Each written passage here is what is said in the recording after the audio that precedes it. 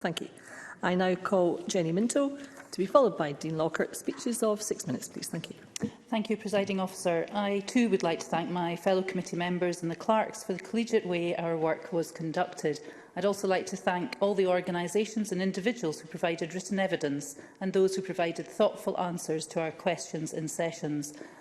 As both Claire Adamson and Sarah Boyack have said, Constitution, Europe, External Affairs and Culture is a committee with a wide-ranging remit. Some might suggest from hard power to soft power, and the committee's inquiry into the Scottish Government's international work covered that full range, covering international strategy and international development, looking at the Scottish Government's policy implementation and policy coherence, how Scotland maintains its relationship with the EU currently as a constituent part of a non-member country, and how Scotland can nurture and grow wider international relations.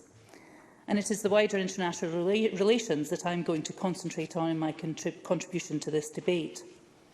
I would note that the evidence submitted by the Royal Society of Edinburgh was that there is no clear dividing line between domestic and international policy.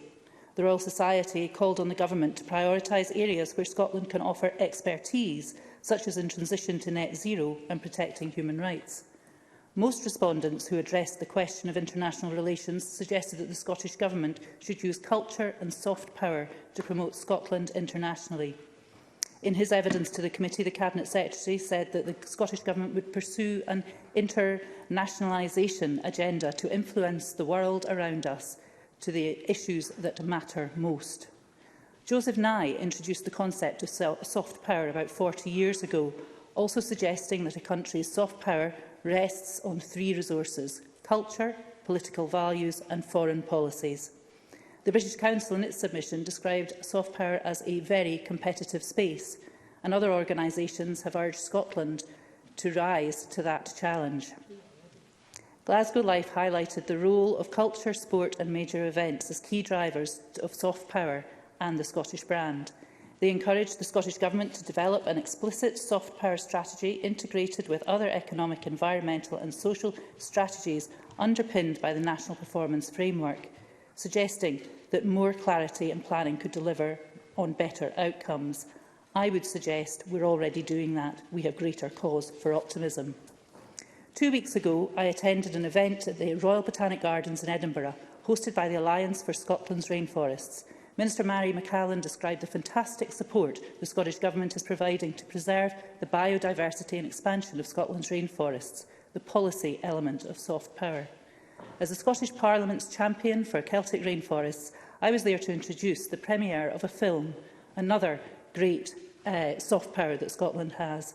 The film is called The Ghost Rainforest, which tells the story of 5 Indigenous leaders from the Amazon rainforest who came to Scotland for COP26 to stand up for their rights as Indigenous peoples and the important role they play in looking after nature. They took some time out to visit and bless the Cormornachan rainforest near Loch Goilhead in Argyll and Bute. In the village hall afterwards, the Scottish Ceilidh tradition took a very Amazonian twist, with strong songs from our two cultures intertwining like the wurts and lichens or passion flowers and orchids of our respective rainforests. A commitment to restoring our environment shared by different cultures on 2 different continents, the cultural element of soft power.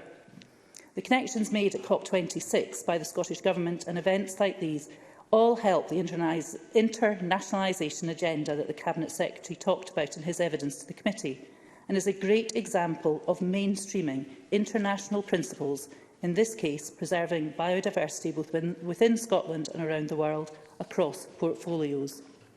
As Scotland's International Development Alliance said in evidence, Scotland, despite its limited funds, could become a world leader in areas such as food security, educational outcomes for women and girls, and in the Global South, and the cancellation of debt.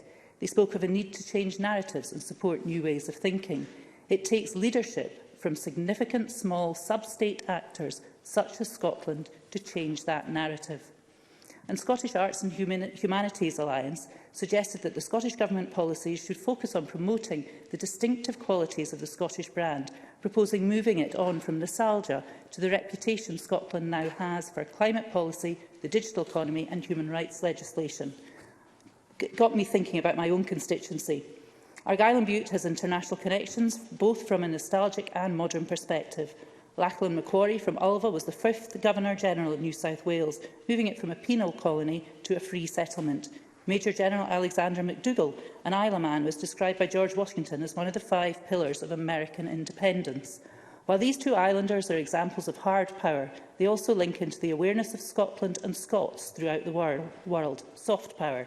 And of course, adding to this, the families who left Argyll and Bute for America, Canada, Australia and New Zealand, many creating reminders of home by the place names of the new countries they settled in. The Scottish diaspora now serves as fertile ground in which to develop with new international partnerships. The whisky industry, for example, combines both nostalgia with the modern in their approach to tourism and the work they're doing to get carbon neutral through new power sources, reducing their use of water and changing their packaging. Meanwhile, Sams and Oban plays a major role in Global Seaweed, a project creating an ambitious network of partners tackling emergent issues in seaweed cultivation, using a combination of two-way knowledge transfer and community-oriented research activities. So, to conclude, our evidence highlighted the distinctive approach that Scotland can achieve in international relationships and the Malawi partnership, which described their work as one based on friendship, human understanding and dignified partnership. To conclude, Presiding Officer, it's clear that Scotland has a lot to offer the world across culture and policy areas, and the Scottish Government, as the committee recommends, must provide a clear rationale, including priorities and objectives for its approach to its international relations. Thank you,